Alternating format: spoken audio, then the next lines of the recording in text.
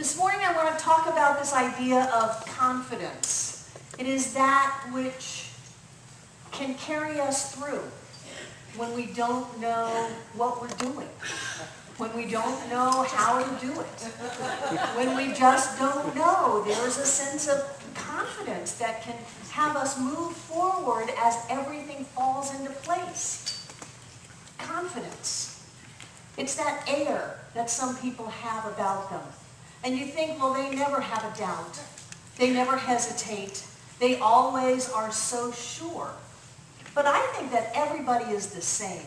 And that some people have a doubt, have a hesitation, are not quite sure, but they have this idea of confidence. And so that sense of confidence allows them to overcome obstacles that might stop someone without that level of confidence. That sense of confidence allows them to hold their heads high, even when things around them or people around them might be doing or saying things that would want them to go down a little low. And I think this sense of confidence is so important. And it's not coming from an ego sense. You know, I'm not a motivational speaker, although many of my talks motivate you. But I'm not a motivational speaker because what I want to do is I want to get to a deeper level than just, rah, rah, rah, you can do it. You can go out there and you can tackle the world and you can have whatever you want to have and you can be what you want to be and you can do what you want to do. All you have to do is think that one thought. Because in truth, you have to think a lot more than just one thought. You've got to think a whole bunch of thoughts. There's a self-examination required. There's a sense of who am I and what am I doing and why am I doing this? Am I... Good questions. Who am I? What am I doing and why am I doing this? Now, if I'm coming from a place that says, I'm a powerful, creative, spiritual being, and I'm doing this because I feel like it's the appropriate thing to do. This is mine to do. You know, what I want to do is I want to change the world. I want to absolutely change the world. I think it's mine to do. I think that's why I came in. I came in to change the world. So when I go forward in some of these projects that I have, even though I don't know how in the world it's ever going to work out or that I can ever do that, there's that within me that I can rely on, that I can trust in, that I can have faith in, that will carry me through. But if I say, well, I just want to do it so that I can notch it off my to-do list, so that I can say, put it behind my name and say, well, I did this and I did that, and well, why do you want to do it? Well, I want to do it because I'll look better. No, that's not a good enough reason. There's got to be something deep within us that compels us to live the life that we want to live. But then there's got to be something deep within us that we can rely on, that we can depend on, that we can use to carry us into that life. And I think that's where real confidence comes in. It's not a confidence in our personality. It's not a confidence in our education or our age or our gender. It's a confidence in a deeper level of beingness.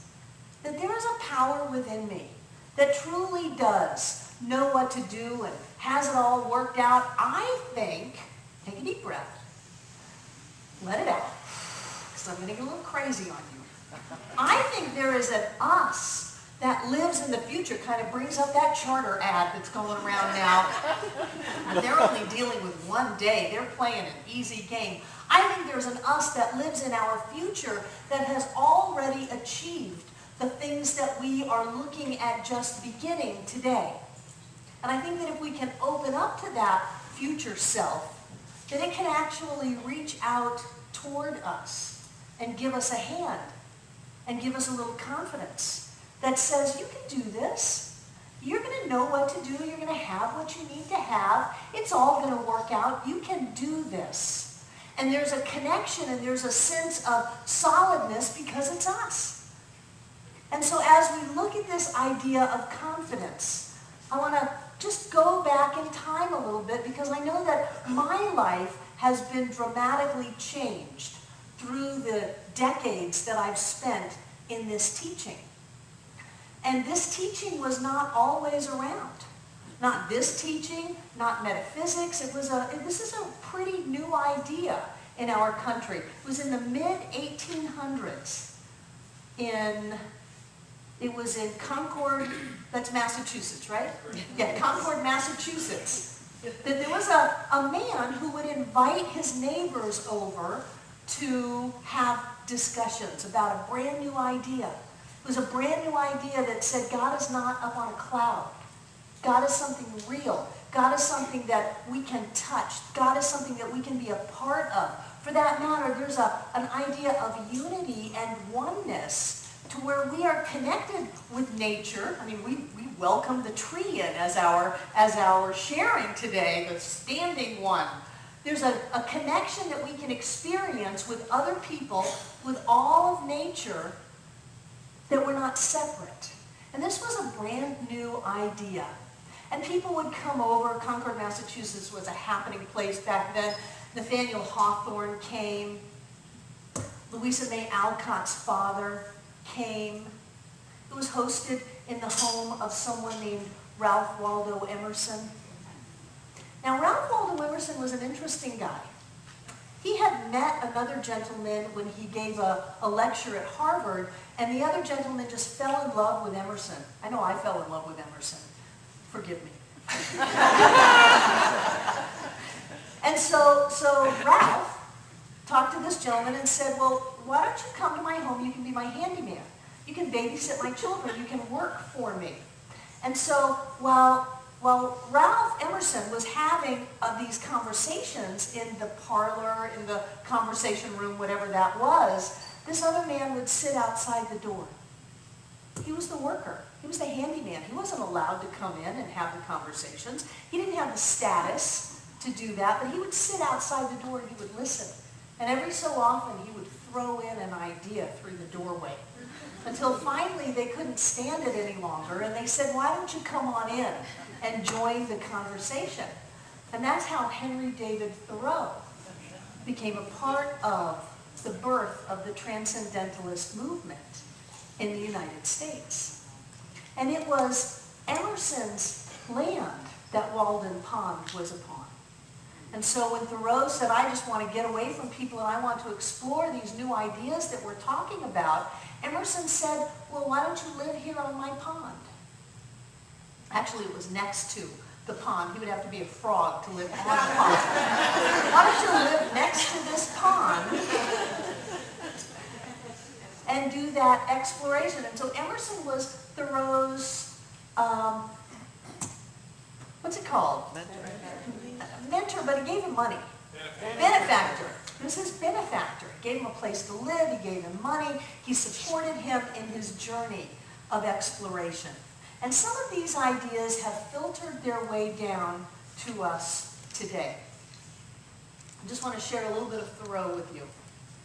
As a single footstep will not make a path on the earth, so a single thought will not make a pathway in the mind. To make a deep physical path, we walk again and again. To make a deep mental path, we must think over and over the kind of thoughts we wish to dominate our lives. I have learned that if one advances confidently in the direction of his dreams and endeavors to live the life he has imagined, he will meet with a success unexpected in common hours.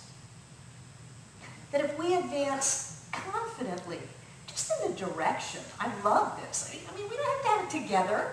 We don't have to have all the details. We don't have to have it micromanaged. We just want to go in the direction of our dreams. I'm going in the direction of my dreams. To participate in the creation of a world that works for everyone. To empower those around me to know who they are and to know what they have come here to be, who they have come here to be. All I have to do is go in that direction and something will happen. If I go in that direction and then if I live in the awareness of that dream. I will meet with a success that is unexpected in common hours. I don't want to live in common hours. I want to live in the unexpected in common hours. I want to be able to come up with something inside of me that will carry me forward to go where I want to go in my life. And sometimes we've got to look around for that. Sometimes it doesn't just come naturally. I was not a confident child. I was not. The statement around the neighborhood that I grew up in was that I had an inferiority complex. Now that was back in the late 50s. That was a big word back then. I had an inferiority complex. What that means is that I didn't have any confidence. I didn't know who I was. I didn't believe in myself. When I went to elementary school, they put me in a speech class because no one could understand what I said. It was good for me. I was really capitalized on it. But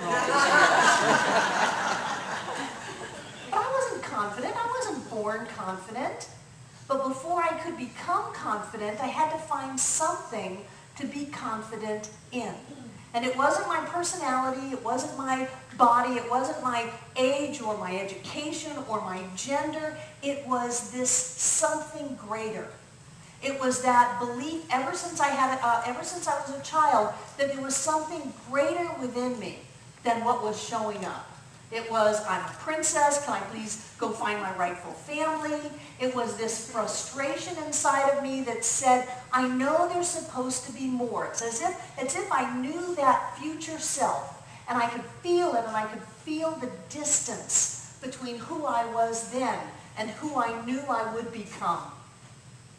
And so my work was to find that within myself. And Thoreau says that you're not going to make a path in the forest with a single footstep. And you're not going to make a path in your brain with a single thought.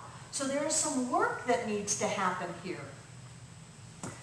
Ernest Holmes says, developing confidence in ourselves, in our ability to meet and handle all undesirable situations, requires that we must have confidence in that something which is greater than we are. And I would say that it is what we are.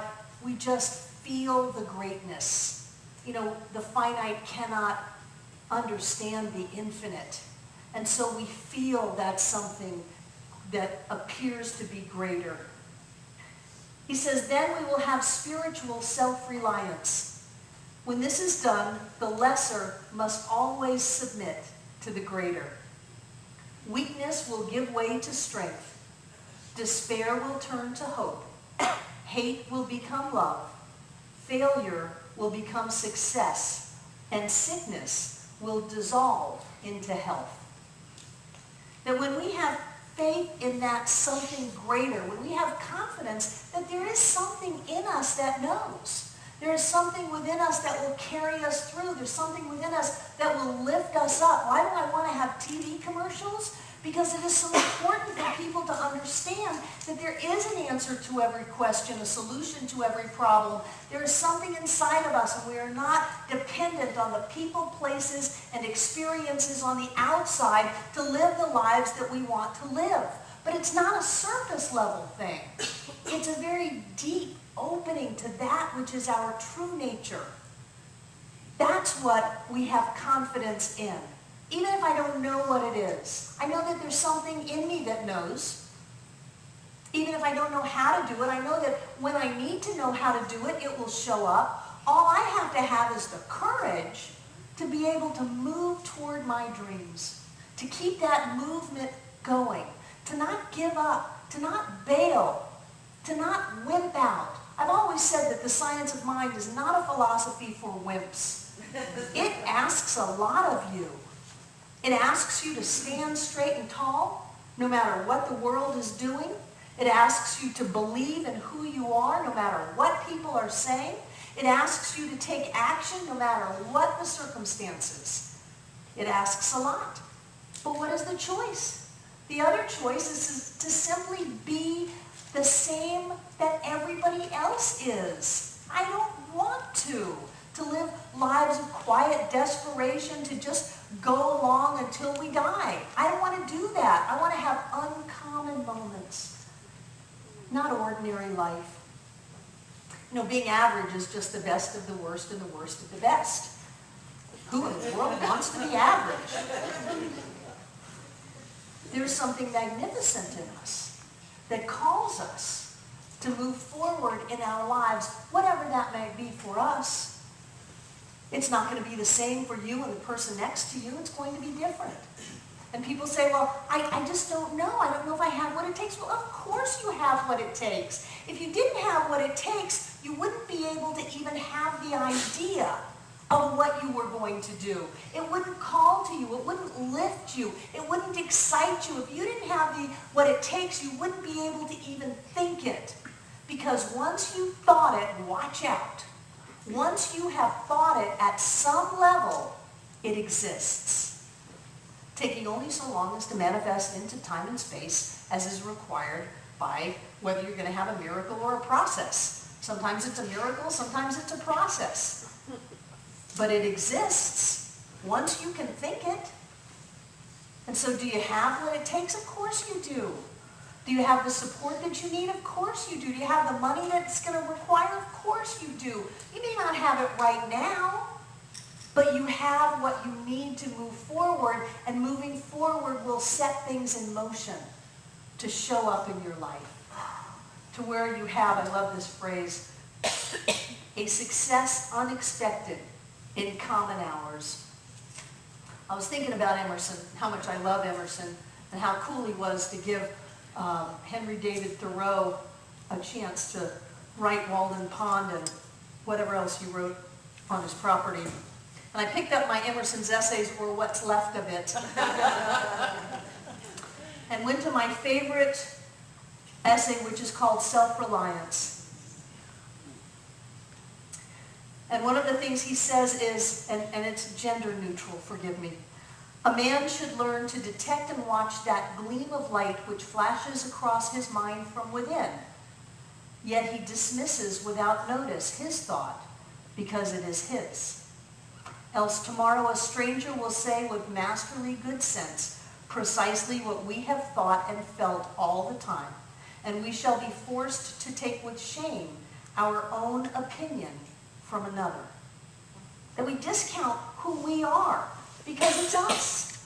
Well, that's not such a great idea because it came from me. Oh, but if you have that idea, that's the best idea ever. No, my ideas are the best ideas ever because they're mine. One of my favorite quotes. There is a time in every man's education when he arrives at the conviction that envy is ignorance, that imitation is suicide, that he must take himself for better, for worse, as his portion. That envy is ignorance. You're just plain stupid if you envy someone, because nobody can have what is yours. Nobody can have what is yours, so you waste time with envy. And imitation is suicide. It will kill you. It will kill that divine spark that you are to try to be like somebody else, even if you try to be like me. Don't try to be like me. Be you. And what happens is you start to develop a confidence in that. You start to be able to read yourself. You start giving value to what you think instead of waiting to see what other people think. Oh, what do you think? This is what I think. What do you think? This is what I think. Well, what do you think? And what do you think? And what do you think? You know, chances are somebody along the way is not going to agree with you. And then what do? We throw it all away. The next thing we know is that it's a new patent, or it's on television, or it's a new phone app or something, and we go, I had that idea. But we didn't listen to ourselves. When we develop confidence in that God self that we are, we give ourselves solidness. And I'm not saying that this is easy. I'm saying that this is something that we learn first. Who are we? What am I doing? And why am I doing it? We've got to learn that. And then when we have something inside of us that says, Barbara, why don't you start a center? Why don't you start a center? I know you haven't got any money. I know that you have no idea how to build a center, but there's a part of you that feels people calling for this teaching. I remember when we were in Fairview and I could hear you. How many people were in Fairview? 1, 2, 3, 4, 5, 6, 7, 8, 9, 10, 11, 12. 12 people out of this room were in Fairview. There was a time when we were out in Fairview and it was okay. We could pack 100 people into that little mobile home with the addition. Rent was really, really cheap. It was really cheap. Expenses were really low. But there was that which haunted me. And I don't use that word lightly. I could hear people calling. I remember walking out in the grass in front of that little center and saying, I don't know how to get to you. I don't know how to get to you. And who is the you? It's you. I didn't know how to get to you. But I could hear. And what I heard was, life is not supposed to be this hard. There's got to be something better. And where are you? That was personal to me. Where are you? It was almost like someone was saying, you said you would show up in my life. Where are you? Life is not supposed to be this hard. Where are you? And then we had an opportunity. Somebody gave us the property. We built. We didn't have any money to build. It was fascinating how that worked. We didn't know what we were doing, but the perfect and right people showed up. We had everything that we needed exactly when we needed them. No bank would lend us any money until one did. It was fascinating how we did this, so that we could have a place to gather to say there's something inside of you that is greater than anything you have ever thought you were. You don't have to pay for it. You don't have to do anything to change yourself to get it. It's who you are. It's God within you. It's the divine spark inside of you. And that will carry you through if you will but learn to trust it. If you will just learn to relax, think, check it out, feel it out. Is this right for you? Is this really what's right for you to move back to Asheville? You bet it was. Is this really what's right for you? Then you're going to have what you need when you need it. Confidence. Some people think you're born with it. Some people think that it's fed to you on a silver spoon for the lucky ones. I think it's something that we find by falling down, by having the courage to move forward, by tackling things that we have no clue how to do it. It's something that is critical for each and every one of us. It's not based on personality or surface qualities. It is a deep faith that there is that within us that will show up, that can open doors, that knows what we need to know when we know it.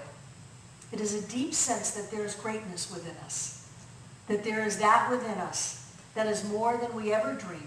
And it is our job to reach forward into time as that part of us reaches back and to grasp a hold of us and to have the courage to move forward, to live the life that we are meant to live and be the person that we have come here to be. Thank you.